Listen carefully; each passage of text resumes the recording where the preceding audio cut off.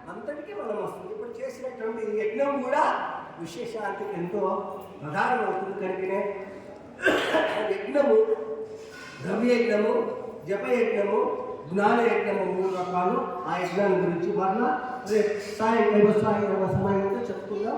అటువంటి బుద్ధి, అటువంటి మనస్సు సద్గురు పరమాత్మ మీకు నాకు సదా రక్షించుగా అంటూ ఈ 2 భక్తుల సద్గురు గురించి సమర్పిస్తూ హర నమః పార్వతీ పతి హర మహాదేవ్.